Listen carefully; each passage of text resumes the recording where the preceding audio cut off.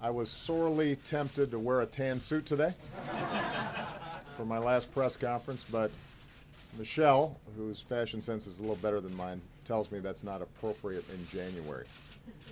I covered a lot of the ground that I would want to cover in my farewell address last week, so I'm just going to say a couple of quick things before I start taking questions.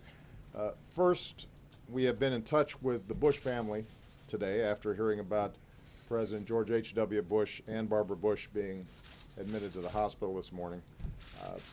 They have not only dedicated their lives to this country, they have been a constant source of friendship and support and good counsel for Michelle and me over the years.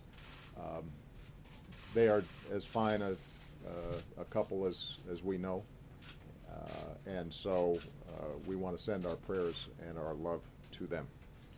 Really good people. Second thing I want to do is to thank all of you. Some of you have been covering me for a long time. There's folks like Christy and Lynn. Some of you, I've just gotten to know. We have traveled the world together. We've hit a few singles, a few doubles together. I've offered advice that I thought was pretty sound, like don't do stupid stuff. And even when you complained about my long answers, I just want you to know that the only reason they were long was because you asked six-part questions. But I have enjoyed working with all of you. That does not, of course, mean that I've enjoyed every story that you have filed, but that's the point of this relationship. You're not supposed to be sycophants. You're supposed to be skeptics. You're supposed to ask me tough questions. You're not supposed to be complimentary, but you're supposed to cast a critical eye on folks who hold enormous power and make sure that we are accountable to the people who sent us here. And you have done that. And you have done it, for the most part, in ways that I could appreciate for fairness, even if I didn't always agree with your conclusions. And having you in this building has made this place work better. It keeps us honest. It makes us work harder. You have made us think about how we are doing what we do and whether or not we're able to deliver on what's been requested by our constituents. And for example, every time you've asked, why haven't you cured Ebola yet, or why is there that hole in the Gulf, it has given me the ability to go back to my team and say, will you get this solved before the next press conference?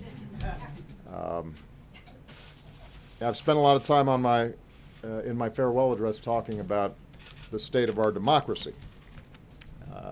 It goes without saying that essential to that is a free press. That is part of how this place, this country, this grand experiment in self-government has to work.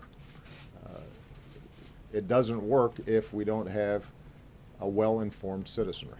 And you are the conduit through which they receive the information about what's taking place in the halls of power. So America needs you, and our democracy needs you. We need you to establish a baseline of facts and evidence that we can use as a starting point for the kind of reasoned and informed debates that ultimately lead to progress. And so my hope is that you will continue with the same tenacity that you showed us to do the hard work of getting to the bottom of stories and getting them right, and to push those of us in power to be the best version of ourselves, and to push this country to be the best version of itself. I have no doubt that you will do so. I'm looking forward to being an active consumer of your work rather than always the subject of it. I want to thank you all for your extraordinary service to our democracy, and with that, I will take some questions. And I will start with